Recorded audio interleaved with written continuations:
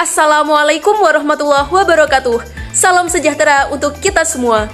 Om Swastiastu, Namo Buddhaya, salam kebajikan.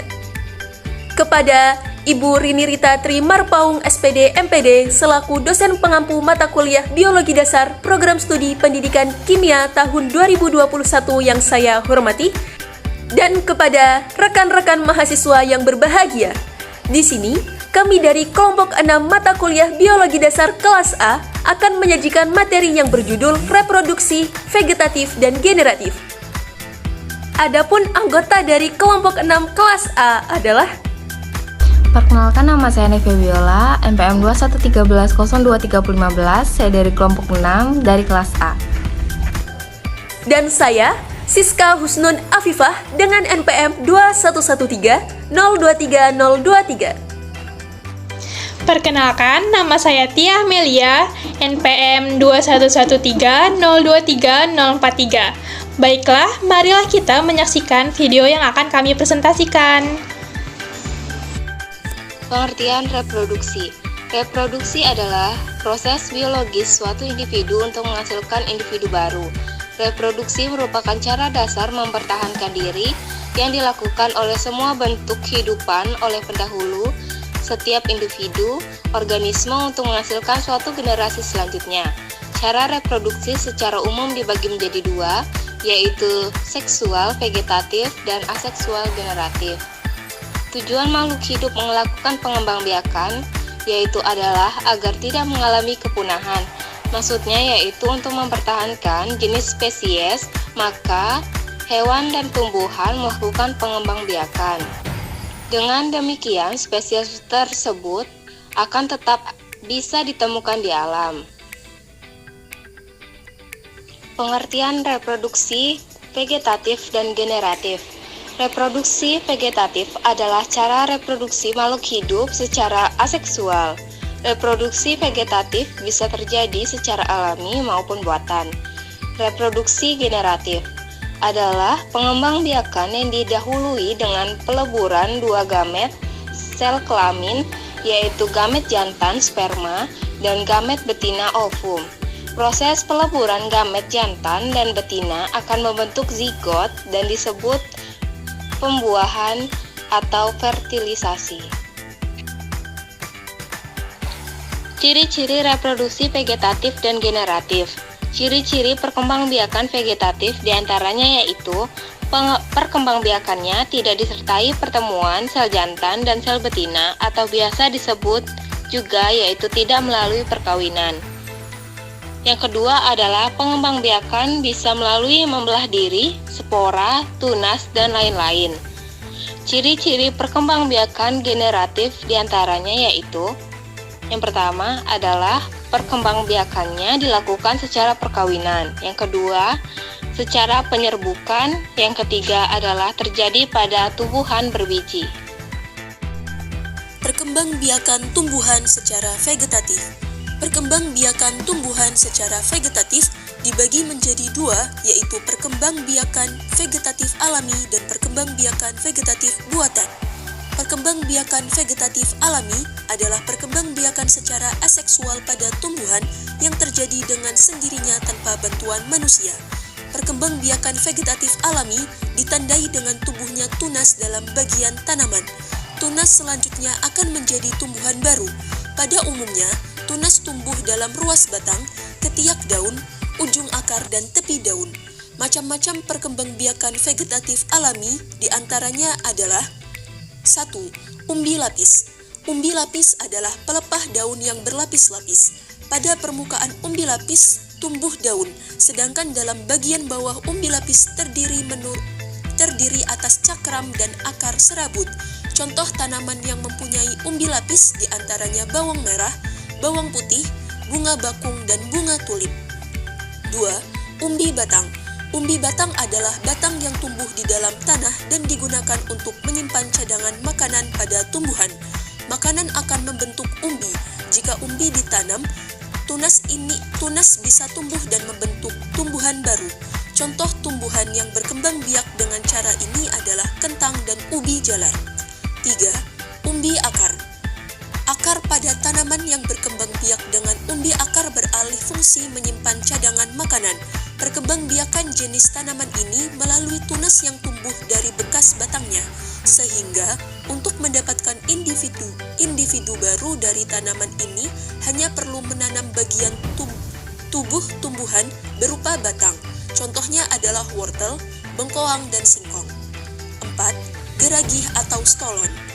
Geragih atau stolon adalah batang yang tumbuh mendatar pada bagian atas tanah. Tumbuhan baru ditandai dengan tumbuhnya kuncup ujung sampai menyentuh tanah, lalu membelok ke atas.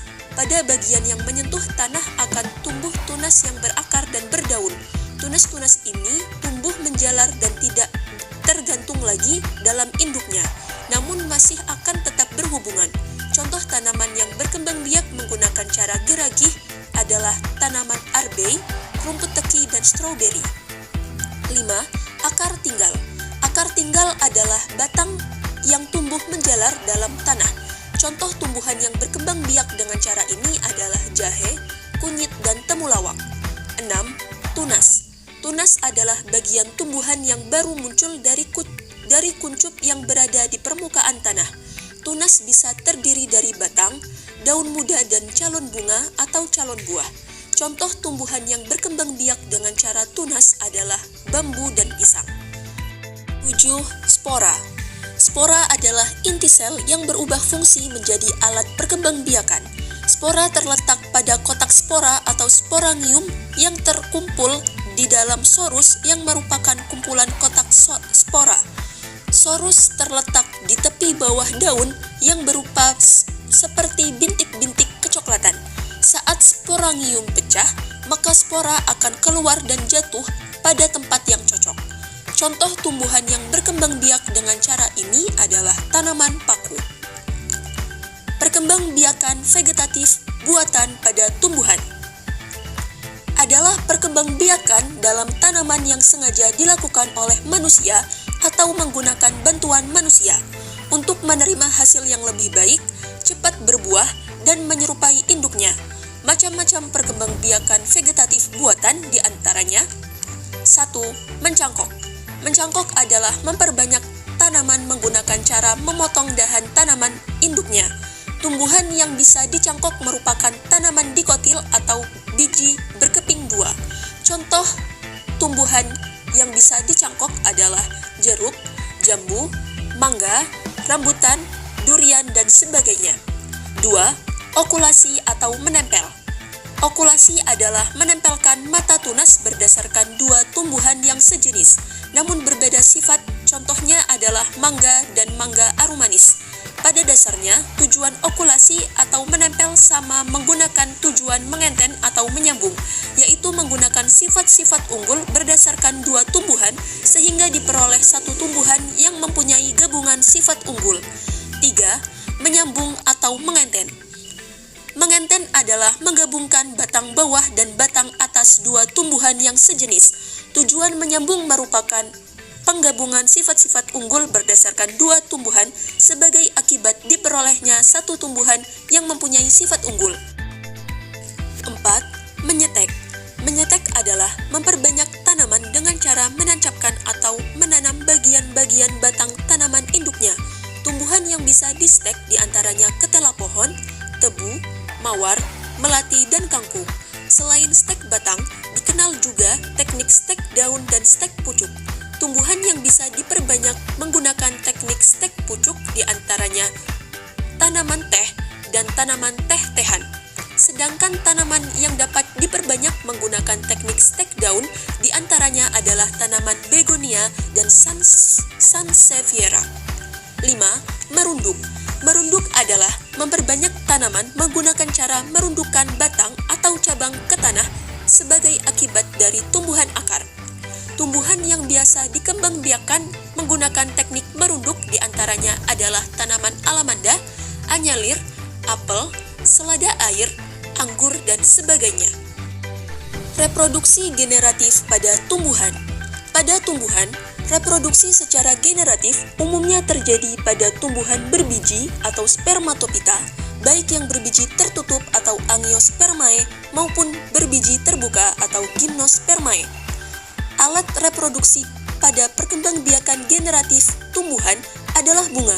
Bunga pada tumbuhan berfungsi sebagai alat pembentukan sel-sel kelamin, baik kelamin jantan atau benang sari maupun kelamin betina atau putik.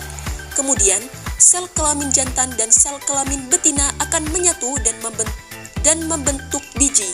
Contoh tumbuhan yang melakukan reproduksi generatif adalah mangga, rambutan, pepaya, kacang tanah, dan salak. Materi selanjutnya yaitu perkembangbiakan vegetatif dan generatif pada hewan. Perkembangbiakan pada hewan secara umum dibagi menjadi dua golongan, yaitu perkembangbiakan secara generatif atau seksual dan vegetatif atau aseksual. Yang pertama, reproduksi vegetatif pada hewan. Ada beberapa cara hewan melakukan perkembangbiakan secara vegetatif, di antaranya yaitu ada tunas, fragmentasi, dan membelah diri. Yang pertama, tunas merupakan perkembangbiakan. Dengan metode tunas pada hewan ini adalah dengan cara perkembangbiakan hewan yang dilakukan dengan membentuk tunas pada tubuhnya. Organisme baru yang terbentuk merupakan hasil kloning dari induknya sendiri dan secara genetik memiliki susunan gen yang sama dengan organisme induk. Hewan yang berkembang biak dengan cara tunas adalah Hydra, Porifera, dan Colenterata. Yang selanjutnya yaitu fragmentasi. Fragmentasi adalah cara berkembang biak pada hewan dengan teknik memutuskan bagian tubuhnya atau memotong tubuhnya untuk membentuk organisme baru. Contoh hewan yang melakukan fragmentasi adalah cacing pita dan cacing pipih. Selanjutnya yaitu membelah diri. Hewan yang berkembang biak dengan cara membelah diri akan membagi tubuhnya menjadi dua bagian yang sama. Perkembangbiakan dengan membelah diri dilakukan oleh hewan bersel satu. Perkembangbiakan dengan cara membelah diri diawali inti sel hewan bersel atau akan membelah diri menjadi dua bagian pembelah dua. Contoh hewan yang berkembang biak dengan cara membelah diri adalah amoeba, protozoa, dan paramecium. Selanjutnya yaitu yang kedua, reproduksi generatif pada hewan. Pada hewan, reproduksi generatif terbagi dalam 3 jenis bagian, yaitu ada ovipar atau bertelur, vivipar atau melahirkan, dan ovivipar bertelur dan melahirkan. Ovipar merupakan cara perkembangbiakan hewan yang umumnya dilakukan reptil dan unggas. Setelah perubahan terjadi, embrio dihasilkan akan berkembang dan tumbuh dalam cangkang telur. Embrio itu mendapatkan cadangan makanan dan nutrisi dalam telur. Ciri-ciri hewan ovipar diantaranya tidak mempunyai kelenjar susu dan tidak mempunyai daun telinga. Contoh hewan ini adalah ayam, burung, bebek, dan angsa. Selanjutnya yaitu vivipar, merupakan perkembangbiakan hewan yang dilakukan secara melahirkan. Setelah pembuahan terjadi, embrio akan berkembang dan tumbuh dalam rahim betina. Selama di dalam kandungan, embrio itu akan mendapatkan nutrisi dan makanan yang dimakan induknya lewat plasenta. Ciri-ciri dari hewan vivipar seperti mempunyai kelenjar susu dan daun telinga. Tubuhnya dilindungi oleh bulu. Contoh hewan seperti vivipar yaitu ada anjing, kucing, sapi, dan singa. Yang terakhir yaitu ovivipar. Cara perkembangbiakan hewan yang ini adalah kombinasi dari kedua cara di atas. Saat pembuahan terjadi, embrio akan berkembang dan tumbuh dalam cangkang telur. Namun, telur tersebut tidak akan dikeluarkan induk dari tubuhnya. Setelah menetas, calon anak akan dilahirkan melalui tubuh induknya. Jumlah hewan yang cara perkembangbiakan ovipar memang tidak terlalu banyak. Beberapa contoh sepertinya yaitu iguana, kuda laut, platypus, serta beberapa spesies ikan hiu. Itulah materi yang dapat saya paparkan. Itulah tadi pemaparan materi reproduksi vegetatif dan generatif dari kami kelompok 6. Untuk kurang lebihnya kami mohon maaf. Saya akhiri. Wassalamualaikum warahmatullahi wabarakatuh.